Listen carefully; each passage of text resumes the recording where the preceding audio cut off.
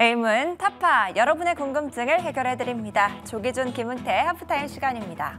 10시부터 유튜브 댓글로 의문점들 그리고 토의점들 잘 보고 있습니다. 덕분에 오늘도 질문을 치러볼 수가 있었는데요. 정말 감사드립니다.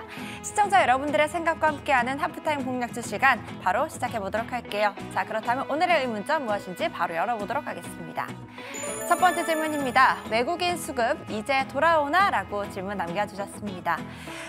코스피와 코스닥 모두 외국인과 기관의 동반 매수 세인 입어서 강보합권에서 시작을 했고요. 코스피는 1.1% 이상의 상승을 보이고 있습니다.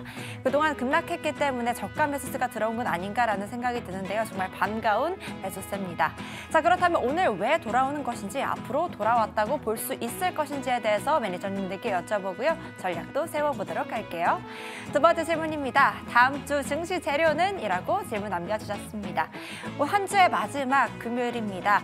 오늘 오후장 다음 주 증시재료 무엇인지 잘 파악해보면서 대응해봐야 될 텐데요. 다음 주 증시재료 무엇이라고 볼 수 있을지 한번 꼽아달라고 여쭤보도록 할게요. 조기준, 김은태 매니저님들 바로 만나보도록 하겠습니다. 매니저님들 나와주세요.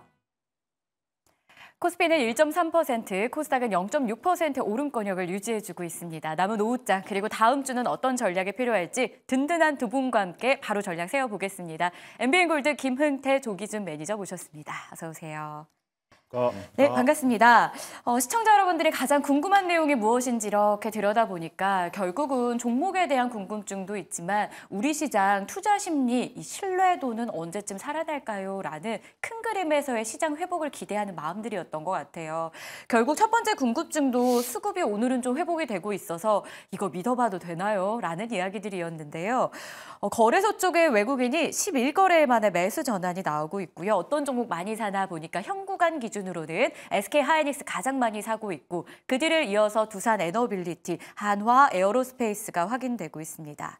자, 흥태 매니저님, 외국인 수급 좀 돌아오는 시그널로 봐도 괜찮겠습니까? 아직은 좀 섣부른 판단이지 않을까라고 보고 있습니다. 물론 이제 돌아오는 거는 기분 좋은 소식이긴 하겠지만 네. 오늘 금요일장이잖아요. 그런데도 불구하고 오늘 오전장에 좀 강세적으로 좀 보이고 있고 대부분에 있는 일반 업종들이 어제 약했던 종목들 위주로서 오늘 강한 수급이 들어왔다는 거는 어느 정도 반발 매수세가 좀 들어오고 있다라고 보실 수가 있겠습니다. 하지만 아직까지 국내 시장에서는 큰 뭐 상승할 수 있는 만한 모멘텀을 작용할 수 있는 내용들은 없어요. 하지만 이제 외국인들이 그동안에 많이들 팔면서 나왔기 때문에 이제 지금 들어오는 단계는 아직까지는 한번 이제 반발 매수세 저점에서 매수 단계로 좀 보이지 않을까라고 보고 있고요. 아직까지는 뭐 오후에 들어서 다시 한번 또 매물을 또 소화하면서 차익 실현 물량으로서 쏟아낼 가능성도 있기 때문에 지금 자리에서 외국인들이 들어온다라고 하더라도 너무 긍정적으로 바라보는 것보다는 그래도 일단은 조금 더 관망하면서 추세가 다시 한번 확실한 매물벽들이 들어오는지 또는 현물만 사고 있는 건지 아니면 선물까지 같이 사고 있는지를 끝까지 지켜보시면서 다음 주 한 주간에도 한번 여유 있게 좀 보시면 좋을 것 같습니다. 너무 섣부르게 판단하지 말자라는 외국인 수급, 오늘 유입에 대해서는 일단 조언을 주시면서 조금만 더 지켜보자라는 전략인데요. 그 배경엔 아마 환율의 영향도 있지 않을까 싶어요.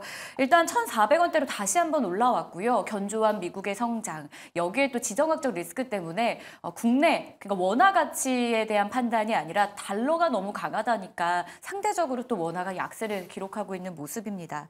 이 영향이 앞으로도 좀 이어진다면 수급, 저희는 어떤 판단을 연결해 지어봐야 될까요? 외국인들이 한 달 동안 했을 때 5조를 팔았습니다. 생각보다 많이 팔았고 이거를 이제 개인들이 뭐 2조 정도 샀는데 다행인 건 이제 국민연금이 2조를 매수를 했다라는 거죠. 그래서 국민연금이 2조를 매수하는 상황에서 기타 법인이 최근에 한 7천억 정도 사고 있는데 이게 이제 삼성전자부터 해서 자사주 매수가 들어오면서 셀트리온도 그렇고 그래서 자사주 매수와 연기금이 돌아오면서 외국인 매도가 이제 거의 다 이제 팔자가 끝나가고 이제 오늘 이제 샀다 거래소랑 코스닥에 샀다라는 건 긍정적으로 보면 좋지 않을까라는 생각을 하고 있습니다. 알겠습니다. 그래도 긍정적으로 보면 좋겠다. 동반 매수라는 걸 의미 있게 좀 판단을 해주셨습니다. 자, 그렇다면 다음 주에 대한 전망은 저희 어떻게 해야 될까요? 증시 재료들이 무엇이 있는지 좀 시나리오를 미리 짜봐야 그에 따른 전략, 대응도 가능할 것 같은데요. 자, 흥태 매니저님이 생각하시는 다음 주에 가장 중요한 재료 어떤 게 있을까요? 저는 일단은 시장이 아직은 자금력들이 부족하기 때문에 좀 테마성에 대한 위주로 움직여주지 않을까라고 보고 있고요. 국제사회의 정서를 좀 본다라고 하면 아무래도 지정한 리스크가 좀 불거지고 있는 우크라이나와 러시아에 대한 관계 이런 측면에서 전쟁 관련된 이슈 그러니까 즉 다시 말해서 재건 테마주들이 다시 한번 올라오지 않을까라고 보고 있습니다. 사실 오늘 좀 전에 나왔던 기사 내용에서 러시아 이제 국방부에서 보도한 내용인데 러시아가 45년도까지 우크라이나 영토를 3개로 해체하는 방안을 또 가지고 있다고 합니다. 그래서 뭐 3가지 안쪽에서는 당연히 친러 쪽 아니면 중립국가 아니면 아예 반러 쪽으로 대한 이제 지역 분터를 나눌 거다라는 거 이미 그 예상을 하고 있는 거를 미국에다가 이제 공표를 한다라고 해요. 그 와중에서도 러시아가 우크라이나 전쟁에서 이겼을 때와 또는 패배했을 때 또는 중공군 개입과 또 미국에 대한 어떠한 우방 국가들에 대한 이제 개입설에 나와서 여러 가지 시나리오를 갖고 있지만 이 정도까지 러시아가 이렇게 또 하고 있다라는 측면에서 본다라고 하면은 분명히 요거에 가지고 우크라이나에 대한 전쟁에서는 어느 정도 협상 테이블에 놓고 나오지 않을까라고 보고 있습니다.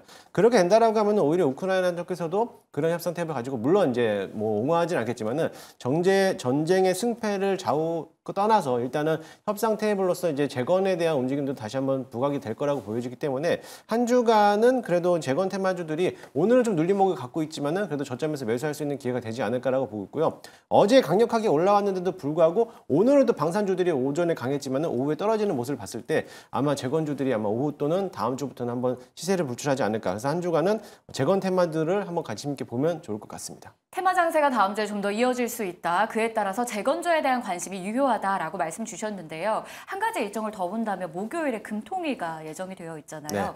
좀 큰 그림에서 매크로 관점에서의 뭐 금리 전망? 저희는 어떤 영향이 시장에 있을 거라고 보세요? 한국 증시 금리가 지금 미국 증시 금리를 따라가기 위해서는 아마 금리가 인하가 될 거라고 좀 보고 있는데 지금 아마 크게 떨어질 거라고는 다들 예상을 하고 네. 있습니다. 그렇기 때문에 시장에서는 조금 더 이제 환율에 대한 안정세도 들어와지고 있고 그렇게 된다라고 하면은 오히려 외국인들의 자금력들이 또 들어올 가능성도 굉장히 크기 때문에 그렇다고 한다라고 하면은 뭐 제약바이오에 대한 수급도 오겠지만은 그동안에 밀려 있었던 반도체라든지 2차 전지에 대한 수급들도 다시 한번 살아날 가능성도 있기 때문에 지금 자리에서는 조금 더 관망하면서 다음 주 중에는 매수할 수 있는 준비를 좀 해야 되지 않을까. 현금 확보 전략도 필요한 전략이라고 보시면 될 것 같습니다. 알겠습니다. 자, 그럼 기준 매니저님이 생각하는 다음 주 전략 그리고 주요한 이벤트에는 어떤 걸 꼽으실지도 궁금해지는데요. 일단 이야기를 먼저 들어볼까요?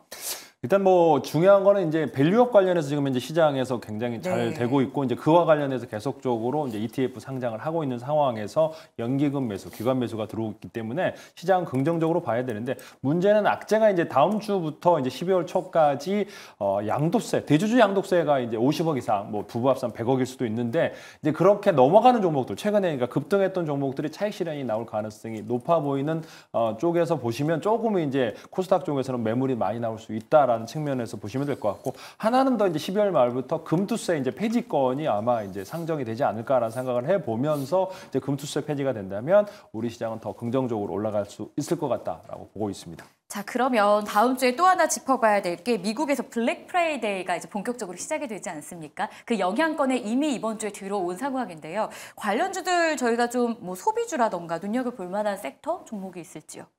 뭐 그 블랙 프라이데이든 뭐 광군제든 최근에 이제 중국에서 얘기했었는데 네. 전혀 영향이 없었거든요. 그래서 아마도 지금 현재 물론 단기적으로 하루 이틀 잠깐 반짝하고 그럴 것 같고 과거만큼 그렇게 블랙 프라이데이의 영향력은 주로 축소되지 않았을까라는 생각을 해보고 있습니다. 저희가 중국의 광군제도 사실 정말 뜨겁고요. 그에 따라서 소비가 늘어나면서 전반적으로 회복이 될 것이라는 기대감이 있었는데 영향이 사실은 좀 기대보다는 미비했습니다. 미국의 블랙 프라이데이도 그럴 가능성이 높다라고 이야기를 주셨기 때문에 참고해 보겠고요. 실시간으로 변화하고 있는 시장 이야기 저희가 계속해서 준비하고 있으니까 이 방송 참고하시면서 업데이트 또 도와드리도록 할게요.